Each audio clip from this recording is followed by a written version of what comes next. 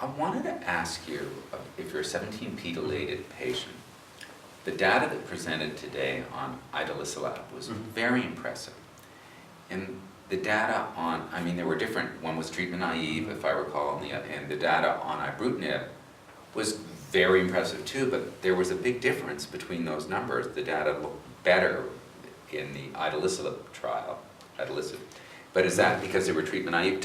So if you have a 17p patient, do you have a sense of where they should be going? Should they be looking at iwCLL? Should they be looking at ibrutinib? Should they be looking at ABT-199? Is there something new? I think it's, at least today, as we're filming, whatever's available. You know, I think these are good drugs. 17p will probably still be problematic on these drugs, but you know, these are still effective drugs where, you know, if you said relapsed refractory 17p deleted or p53 mutated, in the past we would have a certain expectation. These drugs are going to do better than those expectations. I think for the time being, whatever's available to you would be ideal. So that doesn't directly answer your question, and I think that head-to-head comparisons have not been done. So mentally sort of figuring this out in your own mind is going to be a challenge. But you know, I think that with that particular population, these targeted agents earlier in the course of disease is at least my suspicion, is going to prove to be the better time to use these drugs rather than waiting till you've exhausted chemotherapy and then going to these drugs. And the reason you think that is because? 17p or p53 mutated is a genomically unstable environment. They acquire new mutations very quickly, and whether that's resistance mutations or just resistance to these drugs in ways we don't know how to measure just yet, at least the progression-free survival curves we've seen for patients who get treated in the front line are really spectacular. Now, those are very small numbers for 17p deleted. In data that's been presented thus far, in the treatment-naive ibrutinib, that's only about 6 or 7 patients, and similar numbers in the iwCLL study. It's very small. Okay. In both cases, they have extremely good progression-free survivals, but that's based on historic comparison. You know, we're out about 2 years in either of those cases. That's not a tremendous amount of time, but even with FCR, we would know that those patients would have had a significant drop-off by now. So let me push on a couple other things in terms of these new drugs, because I know you've had some experience with them.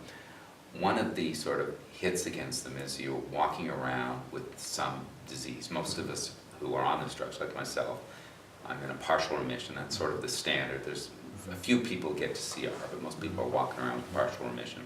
And it's not always that deep of a partial remission. So it's not like imatinib where you're, you know, there's still disease there, but boy, you got to dig to find it. This is pretty easy to find, you know, on a bone marrow biopsy or a CAT scan or even a blood test.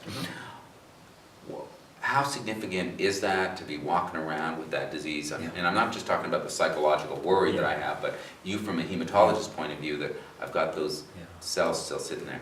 Well, I think I would have to preface any answer by saying it's purely speculative and theoretical. But at least my perspective, and I'm going to be very specific that it's my perspective, is that I do think that the deeper your response, the longer it's going to last. That's been true of every prior therapy we've studied in CLL, and I don't expect that's going to change here.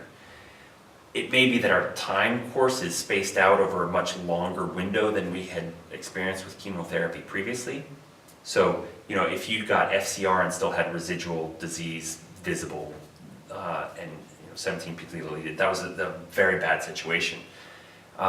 With ibrutinib or iwCLL or what have you, I still think that the deeper your response, the better it's going to be. But I think that a lot of people are asking this exact same question. You hear in these conferences, does it matter? Does it not? You know, do you live with this? Is it important? And there's active debate on this issue. I think in the history of cancer medicine and CLL in particular, this idea of minimal residual disease or you know, persistent disease in any way, the deeper the response, the longer it lasts.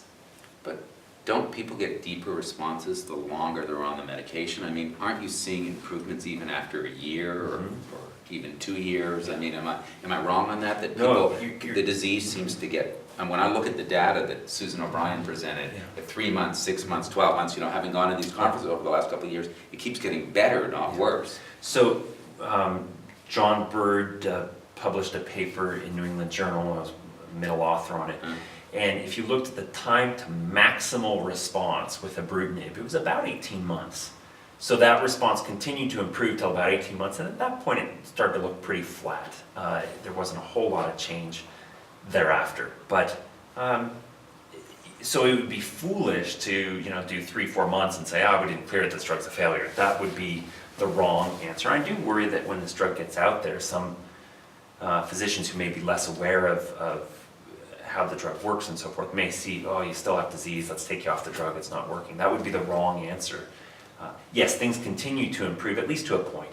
By 18 months, what you see is probably getting pretty close to what you get with ibrutinib. With idelalisib, many of the studies with idelalisib have been in combination, and so it may be a little bit less clear because that persistent CLL is less obvious when you give it in combination. Whether that's 18 to 24 months, I don't know. All right. Let's hold there for a second, we'll pick up in a minute. All right. Thanks.